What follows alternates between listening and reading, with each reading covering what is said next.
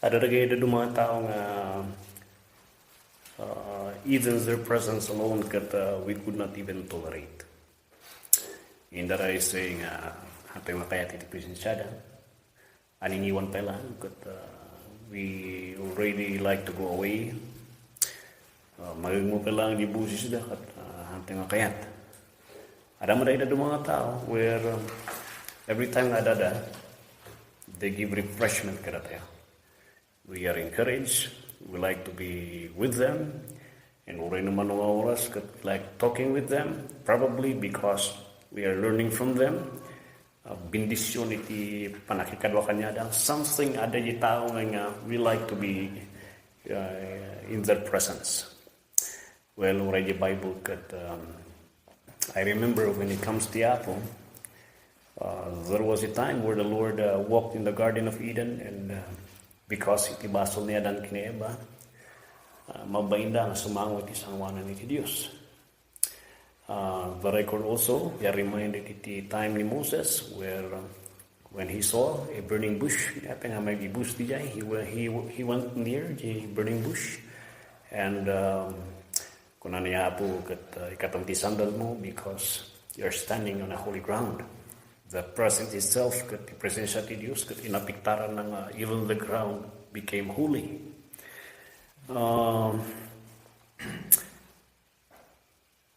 Another record is the time ni Saul and David where nagbalin nga ni David at nagbalin nga halos sa tawanan when it comes to popularity. When it comes to admiration tita, but halos sa tawanan ni Saul and here comes Saul na nalmas isuna iti apal and every time ada ni David ada demin kahit na nga patay ni Suna he doesn't like iti presensya ni David and there were even times na ginayang na Isuna that he liked to kill him in front iti sangwanan na mismo because di grabe nga apal na he doesn't like the presence na. Well, do you still remember Oray pa ni Peter when he was there in denying na Christ Jesus, he ran away and there was Jesus standing iti sangwanan na iti leaders iti Jerusalem with the scribes, with the Pharisees and the Sadducees and later on he was being interrogated and a little girl kat man dagiti ada nagdamag isuna namintalo nga dinamag da isuna and he denied Christ and Jesus look at him and by his panangkita na laan kini Peter naggets na nitikat na asawan and it brought him shame and narunaw isuna iti bayin nga kakaro. Well, iti pagtutungtungan tayo datakat dayto iti sasarita na may panggap iti presensya iti Apo. The point, the heart, iti puso, iti mensahe, iti adalan tayo, iti Psalm chapter 15 is this, that faithful Christians are the only people who will fully enjoy the presence of God. If there are people in this world who are given the privilege diay, nga mag-enjoy iti presensya ti Diyos, that they are called not only Christians, but the Bible called them the faithful Christians. Yes, the faithful Christians. When we talked about God's presence, being in the presence of God, we are talking about the fellowship iti Apo, our fellowship with Him, the closeness tayo kanya the marikna tayo nga sidag iti Diyos, our conscience is clear, we are being favored iti panagsumbat na kan panangidaulo na kada tayo, iti panagbiag tayo. And when we talked about God's presence, it also speak about the friendship of the Lord. His friendship kada tayo nga as being reconciled, na-reconcile tayo babae iti dara ni Christ Jesus. Not only nga na-reconcile tayo, but we enjoy na-reconcile nga relasyon. Ada na dumakat, they were forgiven, magkagtutuloy nga maitikadwa nyo. But we have forgiven these people. Nung DJ lang, when it comes to enjoying the restored friendship han nga adu dagi friend yung han nga nagsubliti dati. Well, itinapasamak ti sangwanan iti Apo, He intended nga isalakan na tayo, i-restore kan agbalintay nga friend iti Dios, namhalang agbalintay nga friend iti Dios, but we will enjoy the friendship.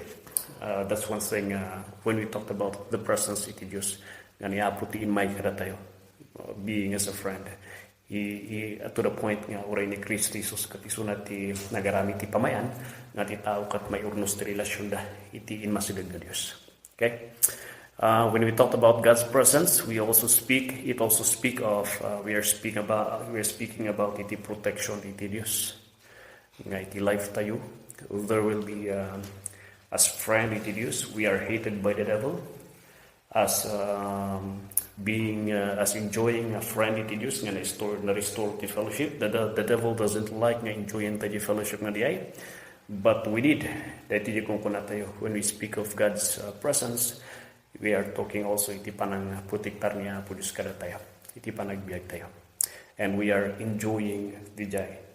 Well, every Christians kat na ito dating a pribileyo. But not all Christians were given di ko na tayo nga di full experience dito. Only the faithful Christians were given iti dito nga may enjoy da dito nga presensya iti Dios. Nagiti ko na niya po, mapukaw tayo kanyana. Manapukaw tayo iti Dios. Mapukaw matiti ayat na kada tayo. No sino tagbaling nga kadwa iti lubo, agbaling nga kalaban iti Dios. So those were indications that even Christians, yes, there is a possibility that for a season, ang lifetime, questionaran tayo no lifetime. Tanong ko natin ang lifetime, agbibiyag iti baso, it just imply nga baka nga naisalakan. But for a season, there is a tendency nga dagiti Kristiyano kat they will fall to a life nga handa may enjoy iti presensya ti Apo. And that's one thing nga kabutbutan. Well, the question that Rabbi that will help us and to clarify that in chapter 15 is this. Who then are those people that will who are these Christians that will fully enjoy God's presence? Ada ka di iti kondisyon pastor nga mangkitaan o nailatag kada tayo nga no titibiyag iti Kristiyano nga ibiyag na kita nak ti Apo kag they will fully experience iti presensya iti Dios. And that's the reason why the book of chapter 15 was being written. Iti background natin iti chapter 15 is the second Samuel chapter 5 nga natin 6 verse 20. Chapter 5 nga natin chapter 6 verse 20. Malagi po iti mensahe iti ikabud when God had forsaken His people. There was a great cry iti anak ti Apo ti Israelites. On the other hand, iti dagiti Philistines, there was a great rejoicing on their part because kanyada they have won against the God of these Israelites nga isu tinag-ilubos iti nation iti Israelites iti Egypt, the greatest dynasty iti lubo. And that is a great pride on their part. Dakkel nga kay lalastog diay tay nabak ka di Dios da, na-conquer da by that defeat iti Israelites nga napasamak di nga tiyempo. And the worst is the ark nga inward dagiti anak ni Eli nga inaramid nga anting-anting da as a lucky charm kinapture dagiti Philistines. Well, at this moment in time, kuna dagiti Philistines nga everything is okay. They thought that everything is fine. They were rejoicing iti victory da, and inalada di Ark of Covenant kat in panday place da ijay Ashdod, and with the mockery of the people, inalada di Ark kat inkargada iti maysa nga templo da iti kadwana nabay da iti inabay da kini Dagon da iti kat maysa nga didison dagiti Philistines nga kanyada kat isu ti kangatuan nga Dios da. And when they will place the Ark of Covenant iti abay na tinapasamak nagriing dagiti priest, dagiti leaders, dagiti kada pandakita iti Ark of Covenant. Apa yung tinangyari? Natuan di statue ni Dagon di abay na dito di sangwanan na dito Ark of Covenant. So kunada ang baka naira na lang natuwa lang siguro. then tingkastada, into undamanon, and on the next day, pandamanon kinita, panda administer, dagiti pagano nga dagiti nga padpadi da, dagiti mambunong da, and one day saw, apay ngay, naputad mo ti imanan ni Diyos tayon. Naputad mo ti imanan na natuwang manon, it is ang one the Ark of Covenant, nananagan da. And it troubled them, mga niya, kanya tikat ng asawa na din, napipigsa ti Diyos da. And to make the long story short, iti nangyari ijay,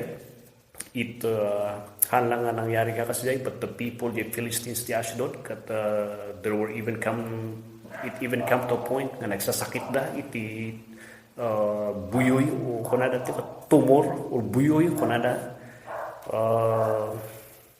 adu dagiti nagsasakit, ubing ka nalalakay ijay Ashdod nga lugar, dinusan ni Apo dito nga lugar, they were being cursed by God's presence. And maramdama, tibut-butong na, ikatan nyo dito lugar tayo dito, kabut-butong mat.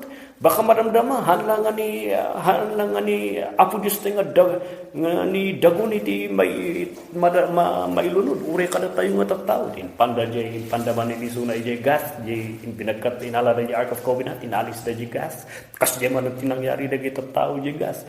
Makitalo, ikatan nyo Suna dito, ikatan nyo dito Ark of Covenant dito eh. Pandaman ijay Ekron, the same thing that happened. Maramdama, pandaman ijay bet Shemesh, kas dyan yun iti nangyari. Ni, apay dito, may ibus tayo mo tan, matmatay tayo nga kakastoy. Talos, 50,000, mano nga tao, titatao, nagano iti tattao, nga nagsasakit dito eh. And because makita tayo iti presensya ti Apo, dagiti nga kampu, dagitihan nga mamati kanya na. The Lord had given iti vindication kanya na. Yes, you have conquered, you have killed many of my people, but you can never kill me, you can never win against me, over me. And makita tayo dito, istudyarin mo the question na dito, ada di question dito, iti chapter 1 Samuel chapter 6 verse 20 nga kunada nga, who is able to stand before this holy Lord God, into whom shall he go up from us. Iti chapter 15, that was the background. So naman pa nga di chapter 15, inlatag ni David, ito di chimpo nga for 23 years, for 22 to 23 years, idihan nga matik dagiti Philistines nga agigyan iti Ark of Covenant, ijay luglugar da, in Sublida da ito ijay Israelites nga ada iti may nga pamilya, may nga tribo nga nang Taiwan ijay nga Ark of Covenant for 22 to 23 years. And then later on, iti nagbaling nga ari ni Saul ka ni David tinang panunot nga sinubli na di Ark of Covenant, ay panay ijay yan na. And dito ijay rason nga sinubli na di Ark of Covenant. So dito ijay rason nga kunadating nga tinuntun na tinapasamak ijay, tinuntun na itinangyari iti pasamak ti sitwasyon iti panaka-capture iti Ark of Covenant, iti panagyan na dito iti may isang lugar nga ng alana nga tribo matlaan ti Israelites. And kunan ni David, Lord, who shall abide in your tabernacle? Sino ti agyan nga mang-enjoy kahangasin sila iti panagapan iti presensya ti Apo? Who shall abide in your tabernacle? The tabernacle represents the very presence of the Lord. Awan pa iti temple iti. So the only place nga susarenda nga pagdayawan iti katakal nga tulda. Nga iso ti mangiladawan iti templo. Iti na awan pa imot iti dagada iti. Nga nanaala iti permanente nga dagada iti Jerusalem. Nausar ni Solomon nga nangibangon iti permanente nga templo. Yaya na. So natin nausar nga nangibangon iti templo nga diay. So that happened. So dito nga tiyempo, inurnos ni David, tiragragsak na, inala na iti Ark of Covenant, insipa na iti tabernakulo nga pagdayawan man iti tao di Jerusalem. And tatapon na kat, who shall abide? Sino ti mang-enjoy iti presensya ti Apo? Ada kada kayo iti mang-enjoy iti presensya ti Apo. When it comes to God's presence, we are talking about the fellowship iti Apo, friendship iti Apo, the protection iti Apo. And if there are people in this world who will enjoy dagiti nga presence iti Diyos, dati nga Kristiyano. We Christians, but not just Christians, the faithful Christians. Ngaron, are there any condition for that faithful Christian nga ma-enjoy na iti presensya ti Apo? In latag ni David verse 2, sino dijay? Umuna, he that walketh uprightly. Then the first condition, if we desire to enjoy the full presence iti Apo, kada ito we must walk uprightly. Walk uprightly. When it comes to a point ng chapter 15 verse 2, to walk uprightly, it implies kahit sa one kompleto, buo, intiro nga amin, awan iti portion nga nabatingahan mga itad. At nasawan, haan nga magudwa. It just tells us nga kat nangasawan nga who is this upright people. They are people who are wholehearted in seeking the word, the truth of God. These are people nga Kristiyano, nga hanlang nga ordinary Kristiyano, but Christians who has di ko na tayo nga sincere kung wholehearted nga kayat nga mga amoy ti Diyos. These are Christians who are fully convinced of what is right. Handa lang nga kahit nga amuon the truth which is written in the Word of God, but they are fully convinced to stand for this and they will not be ashamed of this. May sabay kat the upright nga rito kat there is no bending. Awan diretso iti pagnada. Awan tikilo kat ipanunod na. There is no point iti panunod na agbitray iti panunod na solido para iti Dios. Haanak agkubo nakatakter upright, straight, just like a strong soldier. Hanak agkilpo. Iti mistake. It speaks of an undivided heart or undivided loyalty kiniya po Diyos. Awan ti kinahipokrito iti sangwana na. Aman iti tarigagay na to be loyal to the Lord forever. Kadi iti tiro nga panagbiag na. There is a resolution iti heart na. Nga kayat na nga agbalingan the best para iti Apo. Nga ada iti intention na nga haan na nga ordinaryo nga Kristyanismo na, but there is an ambition and resolution and desire nga I will not be content of where I am today, but I will strive to be the best for the Lord. Sumarsaruno as the Lord enables me every day ti panagbiag ko. He is an upright man and he will fully enjoy iti presensya ti Apo. Sumarano dito ikot panana and work at righteousness. May I say, the second condition is this: work for righteousness. Would you desire to enjoy fully the presence of the Lord? Then work for righteousness. Hanay magbagay ng salvation. We do not work iti salvation. Work out. Kung iti Philippians, which implies you are already saved, then prove yourself, work out, you show outside nga talaga nga pudpud nga naisalakan kayo. And that's the same thing dito. It doesn't mean nga we work for our salvation, but we prove to the world that we are really on the side of God. Nga haan tayo nga ada jay tinga. Ngahan tayo nga ada iti compromise kada tayo. We hate compromise and we when it comes to compromise kat haan nga mabalin nga kunang nga Kristiyano katata di balay kataan or di eskwela katang nga makita ti Kristiyano wherever you are, there is no compromise nga half Kristiyano ka half nga Kristiyano ka iti. Wherever you are, there is a determination in the heart mo to display nga sigakat Kristiyano ka. You prove that you are really on the side of God wherever you are, whatever time hanga na schedule di jay. He stands for what is right. A man who is righteous and who will work for righteousness is a man who will stand for what is right, both to God and man. As long as ito kat kiniapo Diyos, we ought to obey God rather than man, kuna ni Peter. When the people tried to tell them and to threat them to stop preaching the word, they said we rather obey God rather than men. That's the point. Iti Apo, a man who is righteous, a man who will stand iti tatao, and when it comes to the society, iti work, iti trabaho, iti eskwelahan, mga ka nakaramid iti assignment mo, there is no point. Agkopya ka mo, tapno may pakayat na pakitang adat. No, talagang awan, katangkon marami tatadi, awan, hanak nga agpas. As a student, sometimes we are tempted, ay, may assignment pala. And sometimes, makikopya ka mat. I rather protect the integrity of my Christianity rather than to have the score for that day. No talagang awan, hamo may palpas, don't rather cheat at other people nga ka, naman nadalang tit kinakristiyano.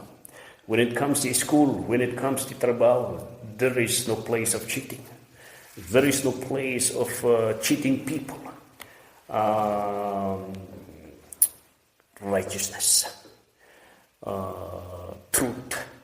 Isuna ti kadwa, oray no kadwak isuna, no mistake isuna ti usto. I will side on that man. Uray pa kapsat nga Kristiyano, no mistake isuna, kat uray di maisa, kat hantay nga kapsat iti apo. I rather stand for what is right, no nakita nga usto di maisa. A man who will stand for what is right. Righteous.